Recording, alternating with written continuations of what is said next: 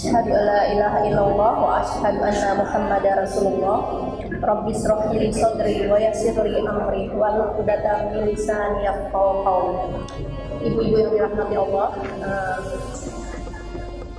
untuk pertama kali sebelum kita mulai di sesi kedua yaitu tentang ulumul Quran, kita akan mendengarkan dulu tasmi' dari ustazah kita, Ustazah Wafa.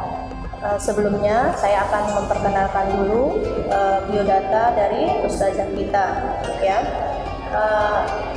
Ustazah kita ini bernama Ustazah Wafa, anak pertama dari 5 bersaudara.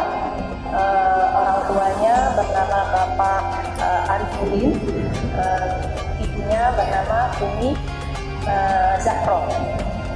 Tanggal lahir Ustazah Wafa, yaitu tempat tanggal lahirnya di Sungai Lilin, 27 September tahun 1996. Pendidikannya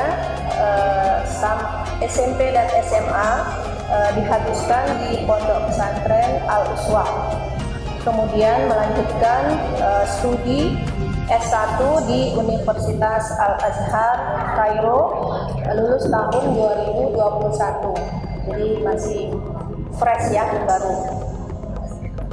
Kegiatan sehari-hari sampai saat ini adalah staf pengajar di Ma'had Abu Ubaidah Medan, ya, Ustazah.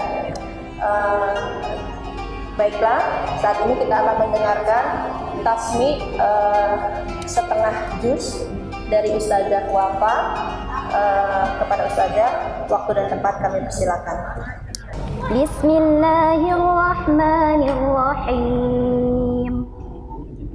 Alhamdulillahi Rabbil Alamin, Ar-Rahmanir-Rahim, Maliki Yawmiddin, Iyyaka na'budu wa iyyaka nasta'in, Ihdinas siratal mustaqim, siratal ladzina an'amta 'alaihim ghairil maghdubi 'alaihim waladdallin.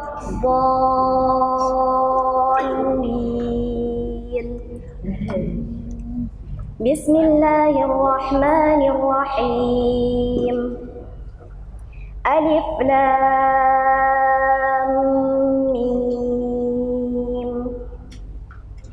Dzalikal kitabu la raiba fihi hudan lil muttaqin alladzina yu'minuna bil ghaibi wa yuqimuna as-salata wa mimma razaqnahum yunfiqun walladzina yu'minuna bima unzila ilayka wa ma unzila min qablik wabil akhirati hum yuqinun ulaika ala hudan min rabbihim wa ulaika humul muflihun.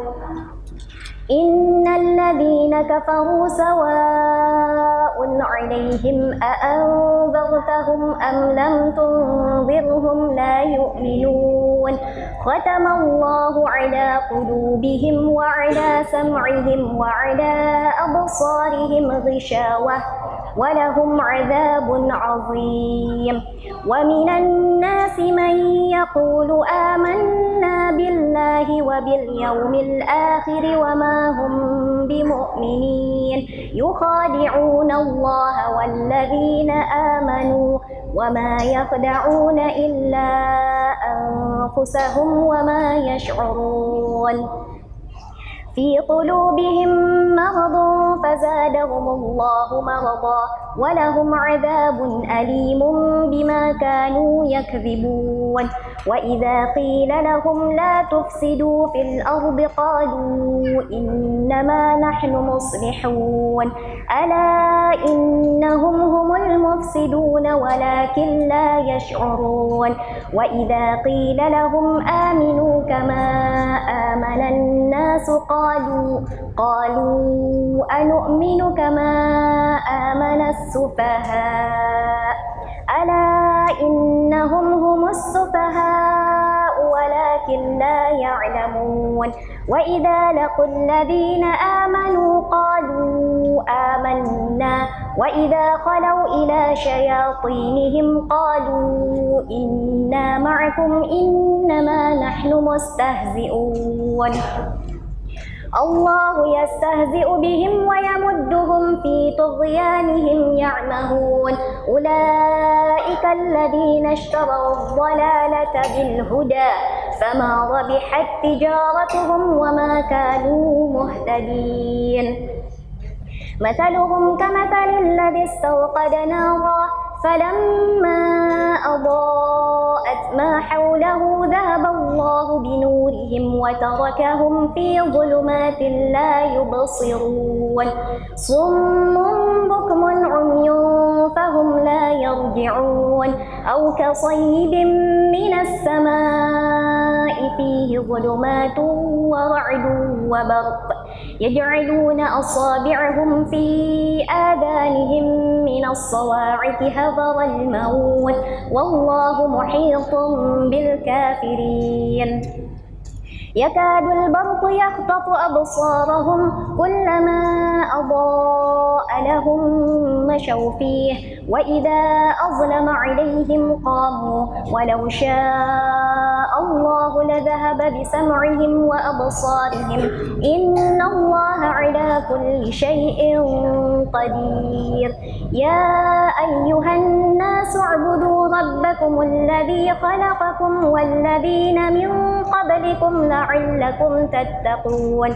الذي جعل لكم الأرض فراشا والسماء بناء وأنزل من السماء ماء فأخرج به من الثمرات رزقا لكم فلا تجعلوا لله أندادا وأنتم تعلمون وإن كنتم في ريب مما نزلنا على عبدنا فأتوا بسورة من مثله وادعوا شهداءكم من دون الله إن كنتم صادقين فإن لم تفعلوا ولن تفعلوا فاتقوا النار التي وقودها الناس والحجارة أعدت للكافرين وبشر الذين آمنوا وعملوا الصالحات أن لهم جنات تجري من تحتها الأنهار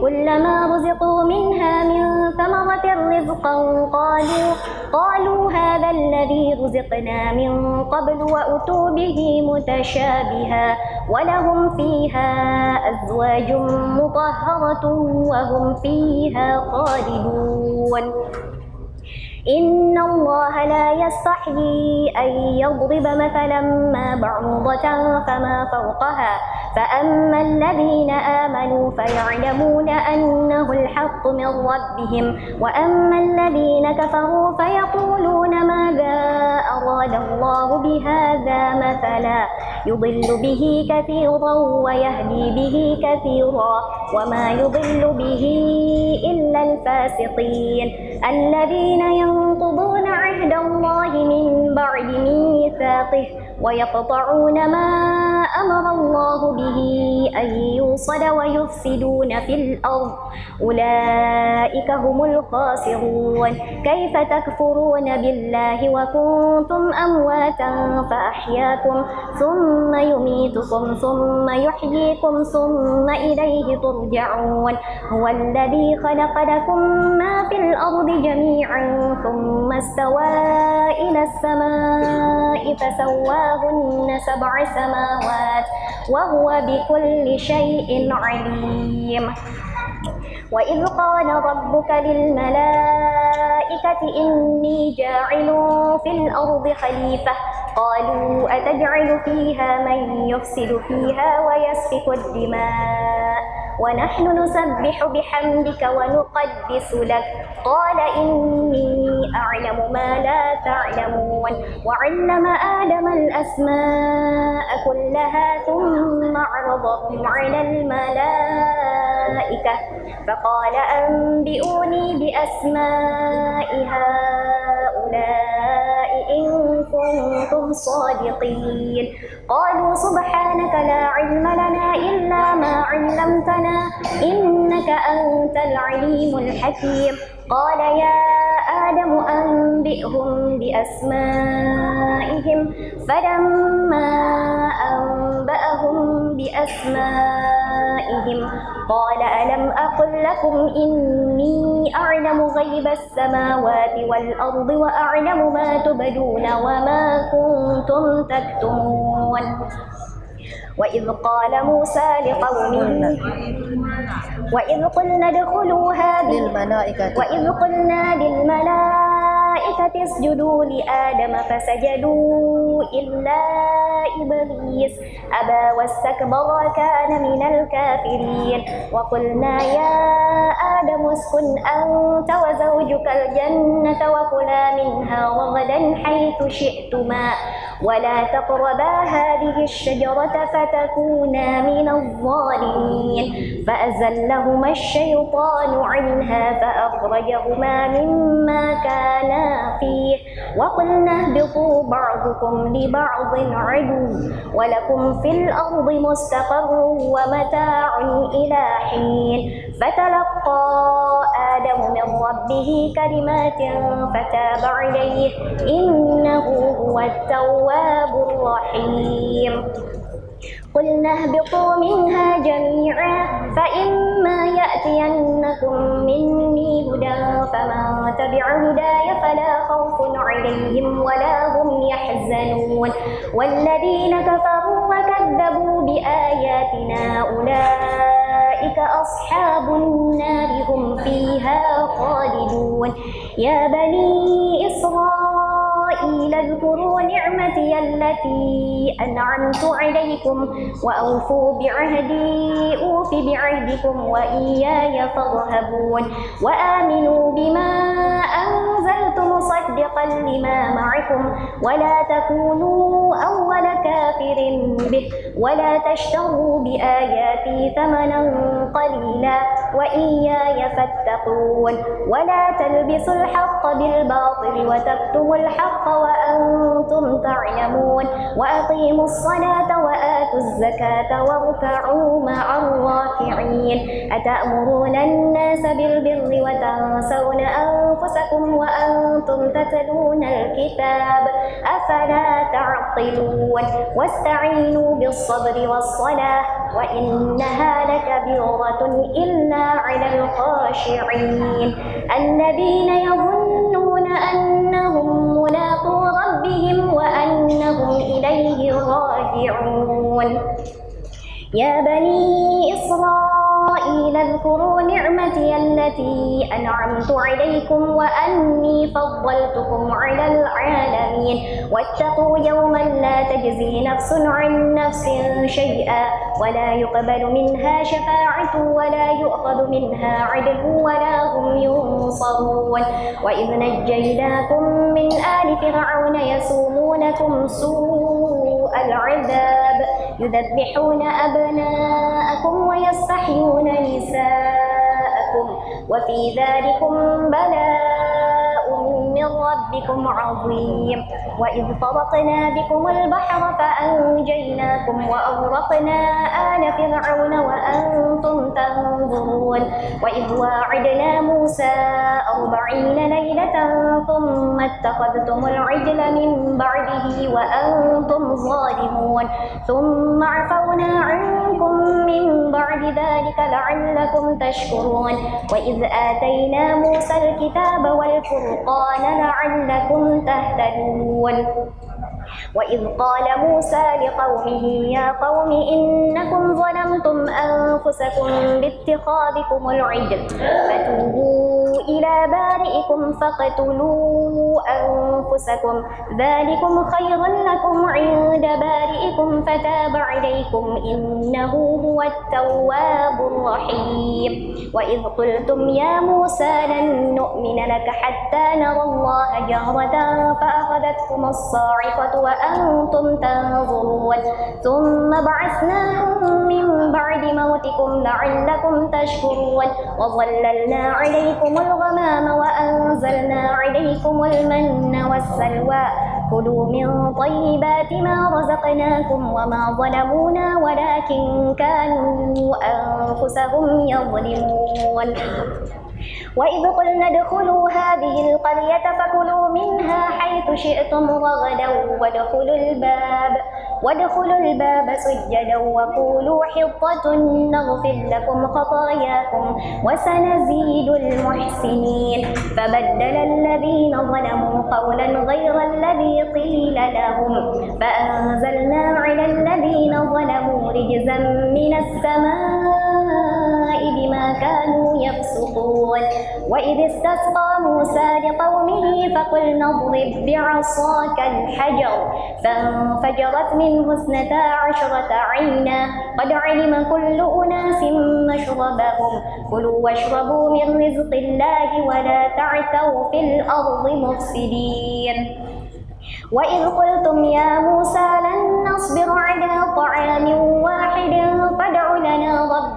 فادع لنا ربك يخرج لنا مما تنبت الأرض من بقلها وقثائها وفومها وعدسها وبصلها قال أتستبدلون الذي هو أدنى بالذي هو خير اهبطوا مصرا فإن لكم ما سألتم وضربت عليهم الذلة والمسكنة وباءوا بغضب من الله ذلك بأنهم كانوا يكفرون بآيات الله ويقتلون النبيين بغير الحق ذلك بما عصوا وكانوا يعتدون إن الذين آمنوا والذين هادوا والنصارى والصابئين من آمن بالله واليوم الآخر وعمل صالحا فلهم أجرهم عند ربهم ولا خوف عليهم ولا هم يحزنون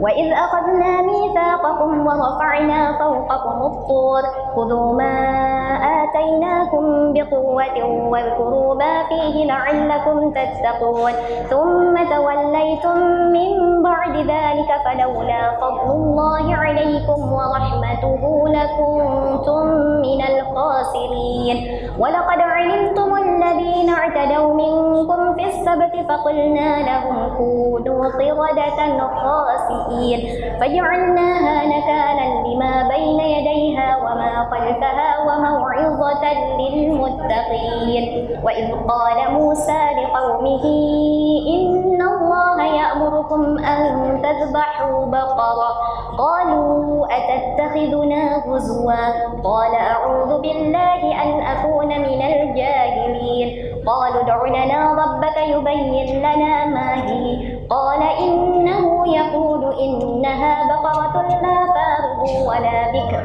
عوان بين ذلك فافعلوا ما تؤمرون قالوا ادع لنا ربك يبين لنا ما لونها قال إنه يقول إنها بقرة صفراء فاكع لونها تسر الناظرين قالوا ادع لنا ربك يبين لنا ما هي إن البقرة شابه علينا وإنا إن شاء الله لمهتدون قال إنه يقول إنها بقرة لا ذلول تثير الأرض ولا تسقي الحرث مسلمة لا شية فيها قالوا الآن جئت بالحق فذبحوها وما كانوا يفعلون وإن قتلتم نفسا فادارأتم فيها والله مخرج ما كنتم تكتمون فقلنا اضربوه ببعضها كذلك يحيي الله الموتى ويريكم آياته لعلكم تعقلون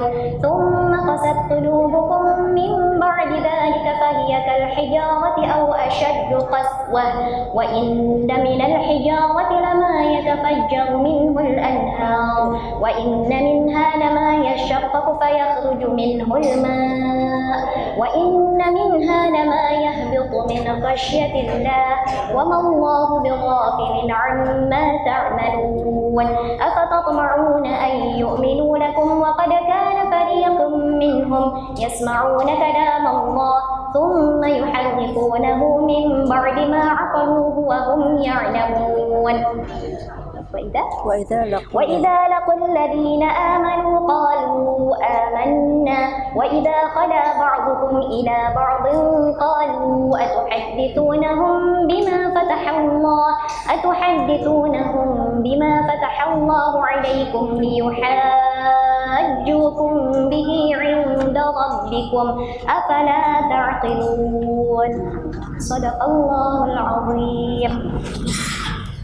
Kita sudah mendengarkan tasmih surah Al-Baqarah ya, juz pertama di 5 lembar pertama. Alhamdulillah enak ya ibu-ibu, kita dengarnya enak. Insya Allah kalau ada waktu di lain kesempatan kita akan mendengarkan sambungannya atau seterusnya insya Allah ya. Kemudian kita memberikan kesempatan kepada Ustazah Wafa untuk menarik nafas sebentar ya. Tadi saya dititipkan dari panitia, sebentar Ustazah ya. Kita akan memberikan sedikit reward ya kepada saudara kita yang hadir di awal. Nah, jadi tadi panitia sudah menetapkan ya dari absensi bahwa ada 2 orang saudari kita yang datang awalan. Ya, saya bacakan. Ini namanya ada Kusdiana. Ada orangnya? Ada apa ya? Ibu Kusdiana ya? Siapa? Ada 2. Tadi katanya satu lagi Evi Sudiati. Ini sama Susmita. Oh ya, aduh. Itu orang yang apa-apa ya udahlah. Tadi dititipin namanya itu ya. Jadi 2 orang yang pertama akan mendapatkan reward dari panitia karena menjadi orang yang pertama hadir di acara ini. Kepada 2 orang yang tadi saya sebutkan untuk maju ke depan.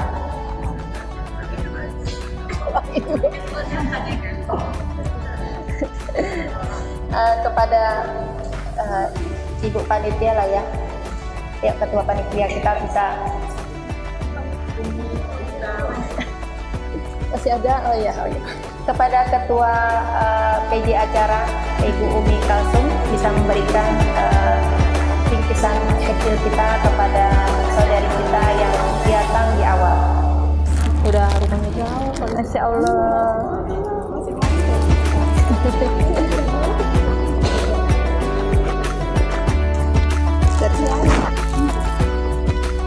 Itu Rizky ya?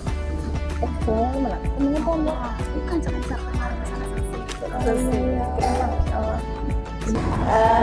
baiklah, saudari semua, kita akan memasuki materi yang kedua yang insya Allah akan disampaikan oleh saudara kita Ustazah Wafa ya, yang masih sangat muda belia.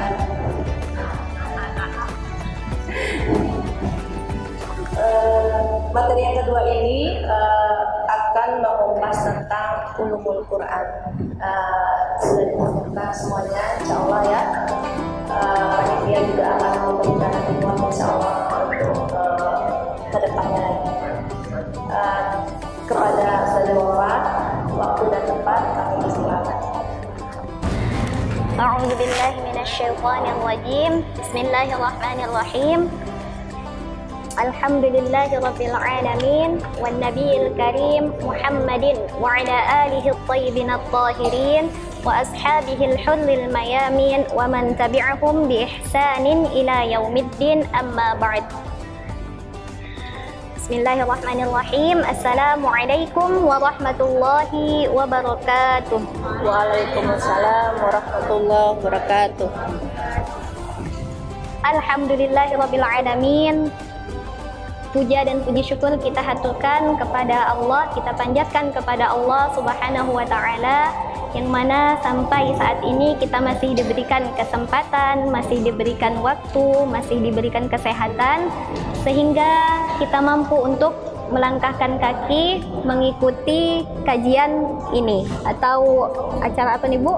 Sehari bersama. Sehari bersama Al-Quran, yang insya Allah kita sama-sama niatkan tujuan kita ke sini adalah untuk semata-mata beribadah kepada Allah Subhanahu wa Ta'ala.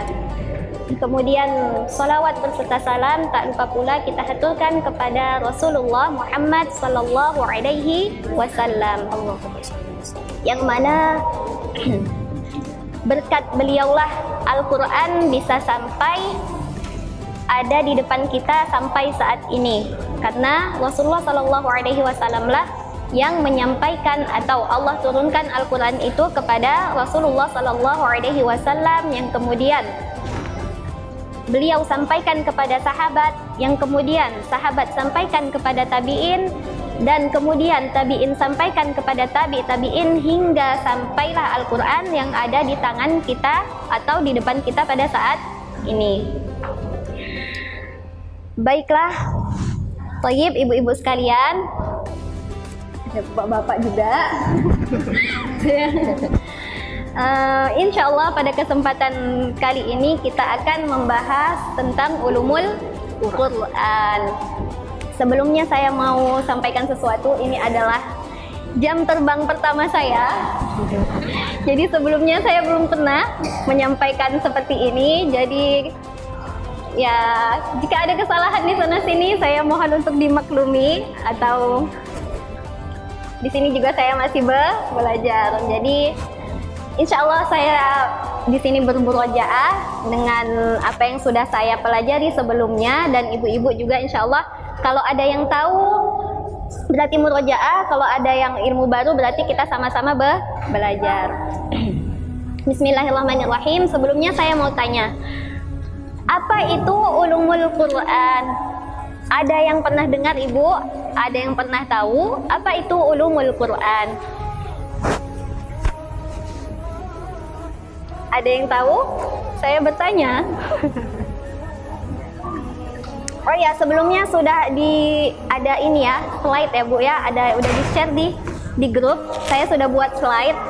Cuman mungkin tidak ada infokusnya, jadinya di-share aja di grup. Saya sudah buat.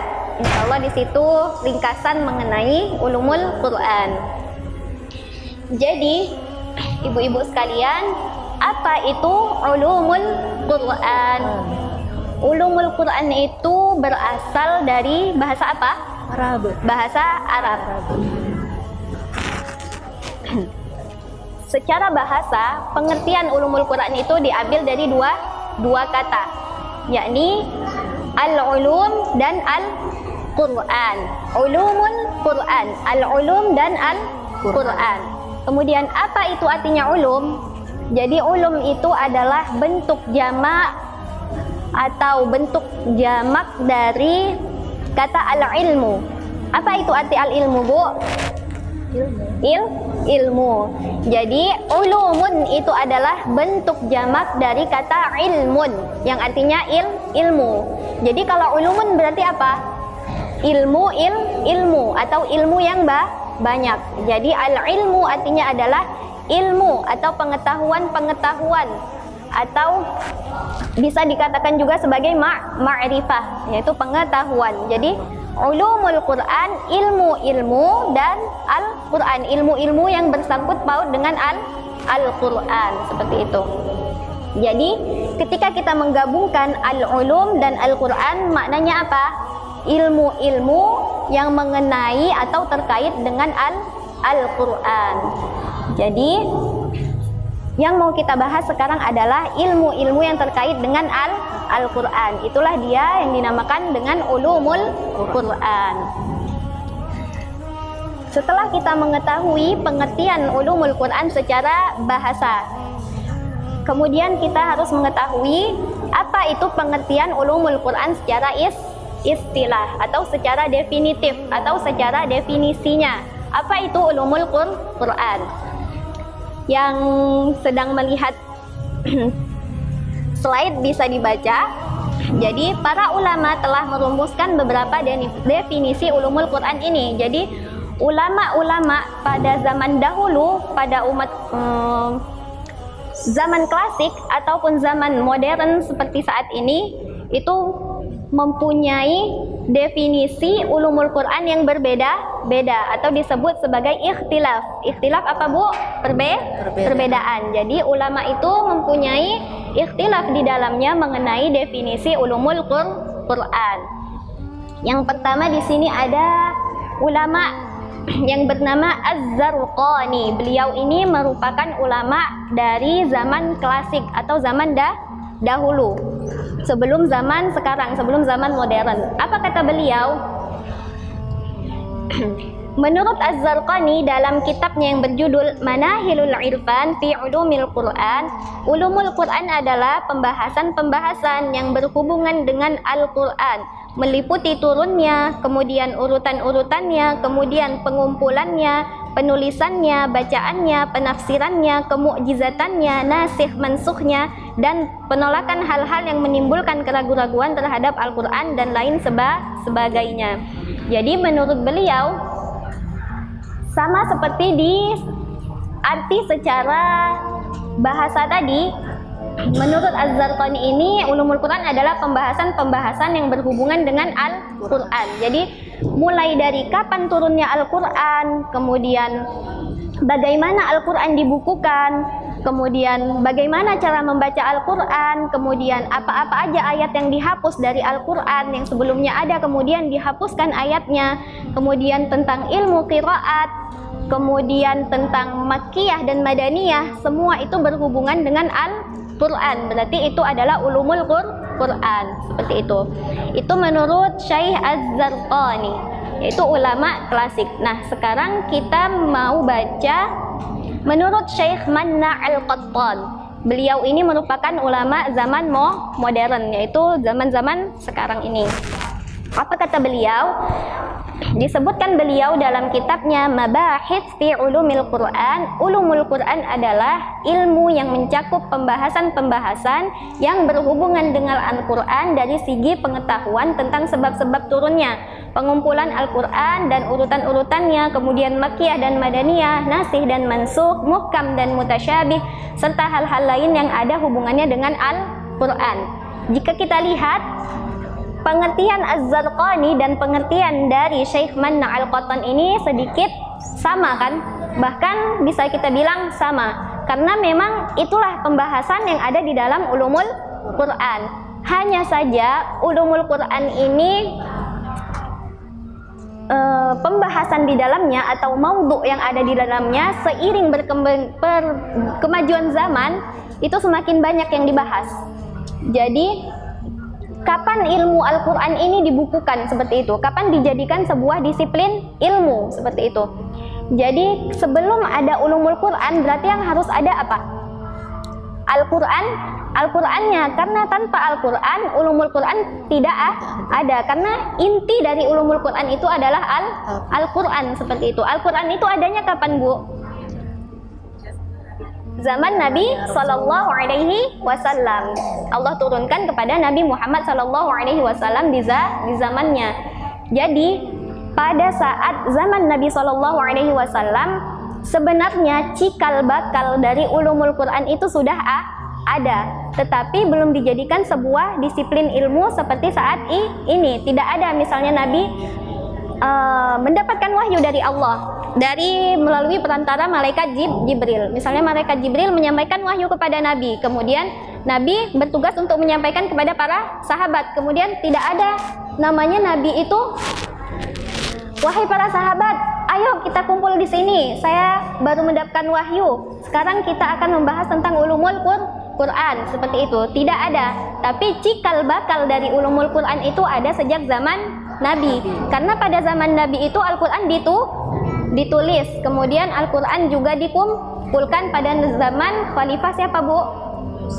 Khalifah Utsman bin Affan. Tapi beliau itu atau para khalifah atau nabi itu tidak menyebutkannya sebagai ulumul Quran, tapi sudah ada hubungan bukan seperti itu, sudah ada yang namanya ilmu Al-Quran tapi belum disebut sebagai ilmu Al-Quran seperti itu. Sudah ada sejak zaman Nabi SAW. Nah, kemudian seiring berjalannya waktu, ulumul Quran ini mengalami perkembangan yang sangat dahsyat. Masa kejayaan ulumul Quran itu di abad ke-10. Ada seorang ulama, beliau bernama Syekh As-Suyuti. Ada yang pernah dengar, Bu?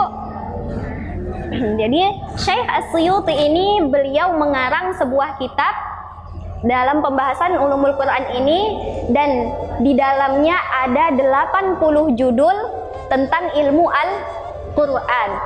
Jadi nama kitabnya adalah Al-Itqan fi Ulumil Quran. Apa arti Al-Itqan? Al-Itqan itu artinya sempurna. Jadi beliau menganggap buku beliau ini adalah semua di dalamnya sudah sempurna ilmu-ilmu Al-Quran. Tapi apa ternyata?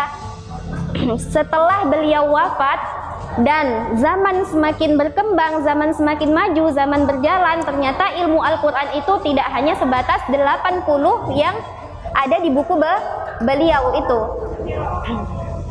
Jadi bayangkan di tahun abad ke-10, ulumul Quran itu kan puncak jaya-jayanya ulumul Quran itu di abad ke-10. Itu tadi Syekh As-Suyuti mengarang kitab Al-Itqan fi Ulumil Quran dengan 80 judul di dalamnya. Kemudian sekarang kita ada di abad berapa, Bu? Abad 21. Berarti berapa 11.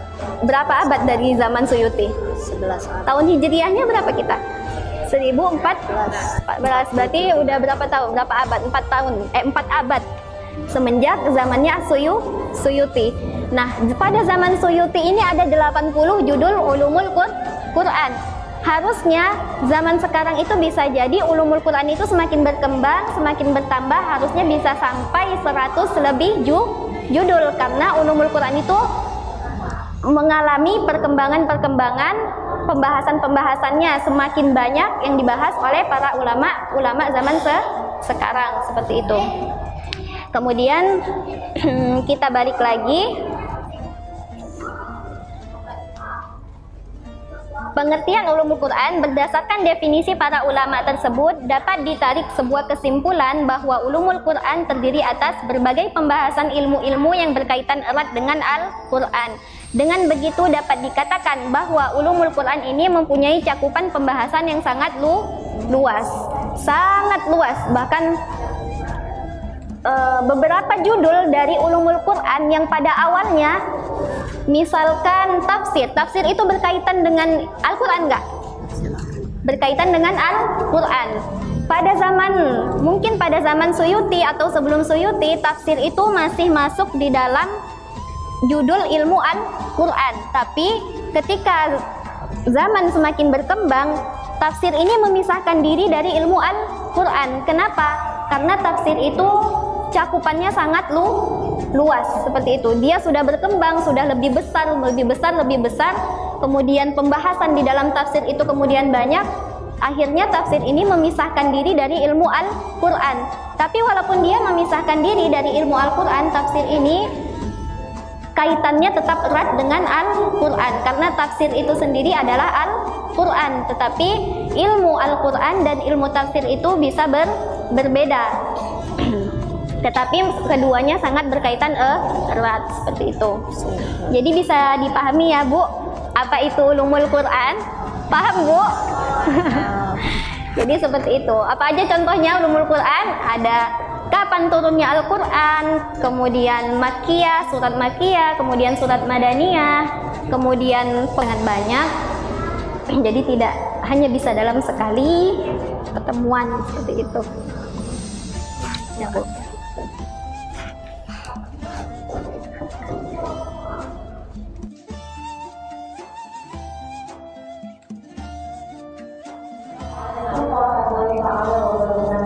Waalaikumsalam warahmatullahi wabarakatuh. Tadi sempat dengarkan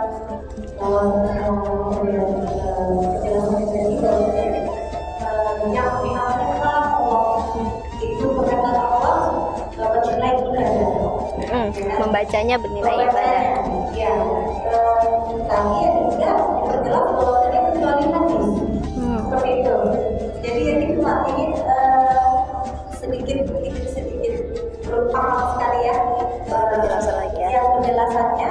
itu. Jadi kenapa dikatakan kan yang dipahami kalau hadis itu kan itu tetap ibadah dalam arti ya, iya gitu.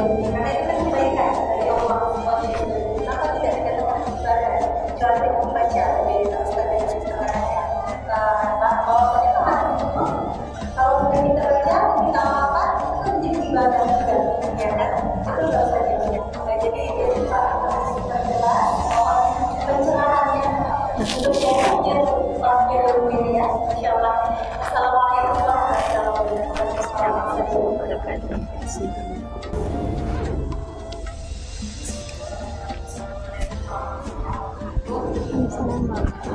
Yang ingin saya tanyakan Ustazah, kalau Al-Quran itu kan memang kalamullah, dan ada satu lagi yang dikatakan kalamullah itu termasuk kursi. Lantas mengapa dibedakan antara kalamullah Al-Quran dan diskusi yang tidak memperhatikan Al-Quran? Perbedaan di mana? Apakah ada perbedaan? Waalaikumsalam. Ibu siapa sebutkannya?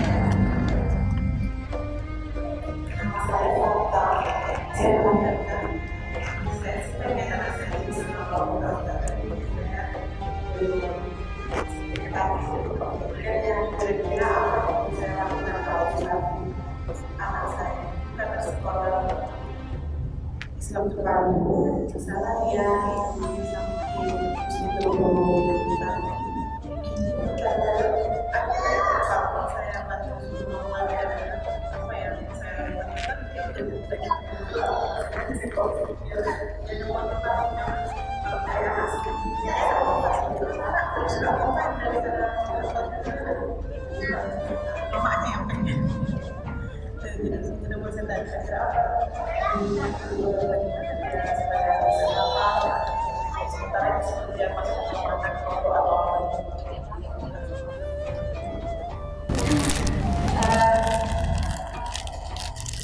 Karena saya baca bahwa katanya Al-Quran itu memang sudah disiapkan Allah di Lauh Mahfuz sebelum Rasul lahir, itu sebelum Rasul ada. Jadi ibaratkan apa ya, ngirimkan aja gitu, ibarat Jabir ini ini gitu kan. Nah jadi dia sudah memang disiapkan Allah. Apa beliau seperti itu? Kedua,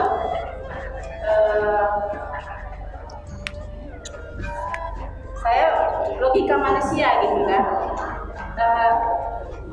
jadi seperti ada skenario Allah gitu ya, skenario Allah. Cuma saya belum apa gitu ya, belum ada yang bisa menjelaskan itu ke kita, ya. Saya gitu secara apa gitu, kok bisa seperti itu. Ya sudah saja. Assalamualaikum warahmatullahi wabarakatuh. Hadis itu kan suatu kebaikan juga gitu kan. Jadi ketika kita membaca hadis bisa bernilai pahala, bisa bernilai ibadah, tetapi bukan dari ketika kita membacanya. Maksudnya misalnya hadis innamal a'malu binniyati, bisa jadi pahala karena apa? Kita di situ sedang melakukan, misalnya sedang menuntut ilmu. Bisa jadi pahala itu bukan dari kita melafazkan hadisnya, tetapi dari faktor-faktor lain. Misalnya ketika kita sedang di majelis ilmu, kemudian kita mendengar tentang hadis innamal a'malu binniyat, kemudian kita baca. Jadi mungkin bernilai pahala juga, tetapi pahalanya bukan dari kita melafazkan hadis itu. Jadi gini, ketika kita misalnya membaca hadis zikir, membaca Al-Quran, Qul huwallahu ahad, Allahus samad. Jadi ketika kita membacanya itulah, ketika kita melafazkannya itu tuh sudah bernilai suatu ibadah seperti itu. Tapi kalau hadis bisa bernilai ibadah, tetapi bukan dari kita melafazkannya, mungkin dari faktor-faktor lainnya. Ketika kita menuntut ilmu seperti itu, maka pahala yang kita dapat itu karena kita ibadah sedang menuntut ilmu. Tapi kalau Al-Quran, ketika kita membacanya saja, melafazkannya saja, itu sudah menjadi pahala. Seperti itu yang disampaikan oleh Rasulullah SAW. Apa kata Rasul? Barang siapa yang membaca Al-Quran itu akan mendapatkan 10. Tapi saya tidak mengatakan alif lam mim itu 1, tetapi alif 1 10, lam 10, mim 10. Jadi ketika kita membaca hadis bukan berarti kita tidak ada nilai pahalanya seperti itu. Tapi mungkin pahalanya itu berdasarkan faktor yang lain, bukan dari kita membaca hadisnya seperti itu.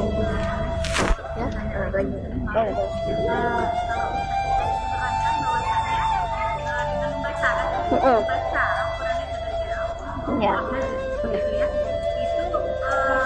Kalau digabungkan, kalau nih persepsinya Imam Al-Ghazali kalau mau dicerahkan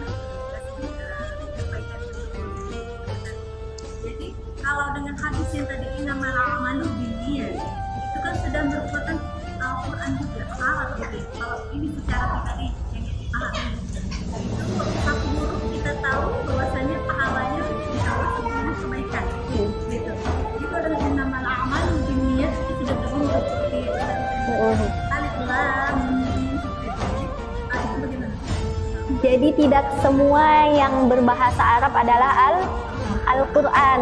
Seperti innamal a'malu binniyat, dia bukan bagian dari Al-Quran. Misalnya kita baca kitab-kitab Arab, itu semua juga di dalamnya bahasa Arab, tapi dia bukan bagian dari Al-Quran. Jadi Al-Quran itu seperti di definisi tadi apa?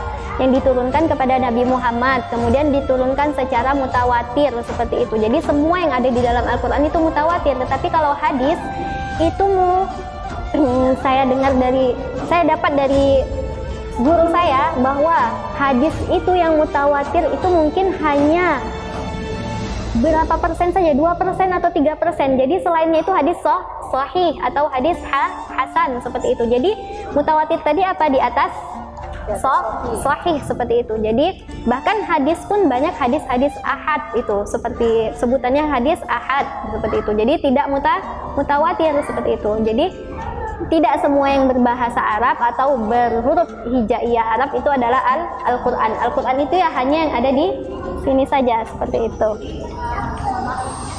Jadi untuk yang tadi kan kalau itu hadis dan tidak Al-Quran, berarti satu hurufnya tidak bernilai seperti Al-Quran kita baca. Tidak. Jadi tidak semua yang bahasa Arab adalah Al-Quran atau seperti itu. Gitu. Kemudian lanjut ke yang kedua, kalamullah sama hadis qudsi ya. Kalamullah kan ada hadis qudsi, ada Al-Quran. Kedua-duanya kan, jadi kedua-duanya merupakan kalamullah juga seperti itu kan. Al-Quran adalah kalamullah, hadis qudsi adalah kalamullah. Kemudian kenapa dibedakan? Jadi kita melihatnya dari definisi Al-Quran itu sendiri. Kalau Al-Quran itu tadi definisinya balik lagi secara mutawatir, tapi kalau hadis qudsi itu tidak semua hadis qudsi secara mutawatir. Apa contoh hadis qudsi? Ana 'inda dhanni 'abdi bi, sesungguhnya aku menurut apa yang hambaku prasangkakan seperti itu kan. Jadi kalau Al-Quran itu dia turun secara mutawatir, kemudian bernilai ibadah, kemudian yutahadda bihil Arab, kemudian orang Arab ditantang untuk menghadirkan yang seperti itu juga. Tapi kalau hadis qudsi itu tidak. Hadis qudsi itu jadi tidak semua mutawatir seperti itu. Jadi tidak mutawatir, kemudian kedua-duanya memang kalam Allah, tapi ketika turun Nabi Muhammad SAW pasti menjelaskan mana yang Al-Quran, mana yang hadis qudsi seperti itu. Benar kedua-duanya kalamullah, tapi mereka berbeda. Yang satu adalah beribadah atau pahala ketika membacanya. Kalau hadis qudsi itu tidak. Jadi terus kalamullah itu pasti mutawatir, hadis qudsi itu belum tentu dia mutawatir seperti itu.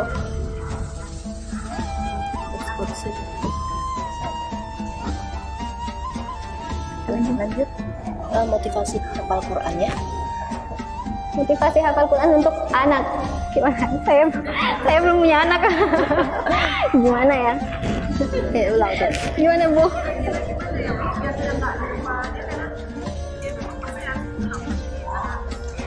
namanya hafalan itu intinya ya diulang. Ketika kita mau hafal itu diulang. Saya sendiri sebenarnya masih sangat jauh dari standar pengulangan yang seharusnya seperti itu. Saya juga kadang masih malas atau gimana gitu seperti itu. Tapi kalau untuk anak kecil memang saya dengar dari itu, siapa namanya yang kemarin menang itu, Zafran.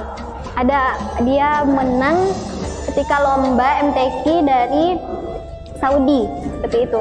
Jadi ketika ditanya kepada orang tuanya gimana gitu, dia bisa berapa tahun? 12 tahun. Kemudian dia mengalahkan peserta-peserta yang lain yang lebih tua seperti itu. Ketika orang tuanya ditanya, gimana Pak? Seperti itu. Dia masih 12 tahun, masih anak-anak seperti itu. Jadi ternyata orang tuanya memang tidak juga mengekang seperti itu, tidak mengekang. Jadi ketika memang waktunya dia menghafal. Kemudian ketika waktunya dia main seperti itu. Tidak ada pengekangan dari orang tuanya. Kalau kita mikirnya, wah 12 tahun, udah hafal, udah itqan, udah mutkin Al-Qur'annya, gimana lah itu caranya gitu kan. Kayak mana lah, apa disuruh terus sama orang tuanya ngafal? Ternyata enggak, dia masih main-main sama temannya, dia masih nonton TV juga masih. Tapi apa syaratnya orang tuanya ngasih? Biasanya dia nggak boleh nonton atau nggak boleh main sebelum target harian dia selesai. Misalnya targetnya hari ini 1 halaman, targetnya hari ini 2 halaman seperti itu. Jadi dia nggak akan dibolehkan sama orang tuanya untuk bermain atau nonton kecuali dia sudah selesai targetnya. Jadi dia juga bermain, dia juga menonton TV seperti hal-halnya anak yang lain seperti itu. Jadi kalau lebih spesifiknya sepertinya saya belum tahu, belum bisa jawab dulu.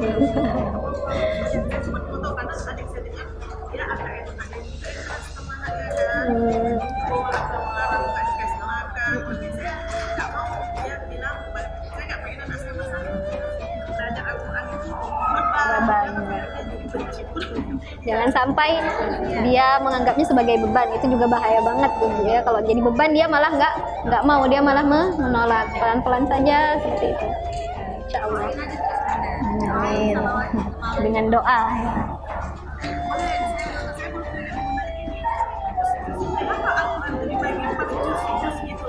Kenapa ada jusnya? Kenapa ada suratnya seperti itu?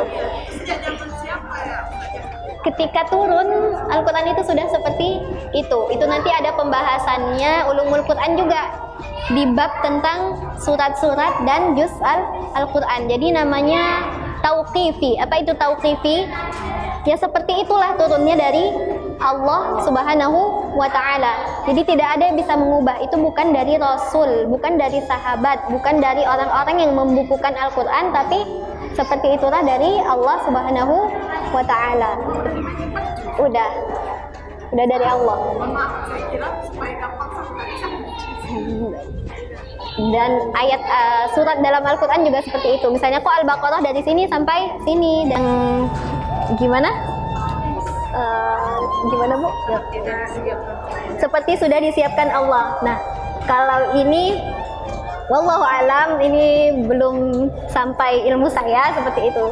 Tapi mungkin terlalu jauh seperti itu, Bu. Maksudnya ya kapan Allah mau, kemudian kapan sih Allah turunkan itu, kemudian gimana cara turunnya seperti itu terlalu, menurut saya terlalu jauh sekali gitu.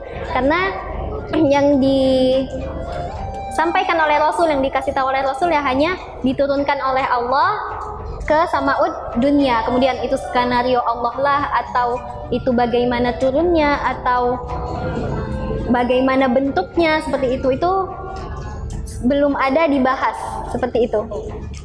Wallahu a'lam. Atau ilmu saya yang masih sangat rendah seperti itu. Tapi kemarin juga ketika saya mendengar ada kajian dari seorang ustadz, ada yang nanya juga seperti itu. Kemudian gimana turunnya Ustadz dari Allah ke Lauhul Mahfuz itu dalam bentuk apa Ustadz, kayak gitu kan. Kemudian kata ustadznya itu terlalu jauh pikiran kita seperti itu. Kita tidak usah memikirkan bagaimana turunnya, Karena itu memang tidak ada dibahas. Yang dikasih tahu ya udah turun dari Allah ke samaud dunia. Bagaimana caranya, bentuknya seperti apa, berapa hari, kapan, atau 100 tahun sebelum bumi ini diciptakan atau gimana, itu terlalu jauh seperti itu. Tapi kalau mungkin ada ilmunya mungkin saja, tapi saya belum sampai sana, Bu. Wallahu a'lam bishawab. Demikian atas waktu dan kesempatannya. Wabillahi taufiq wal hidayah. Assalamualaikum warahmatullahi wabarakatuh.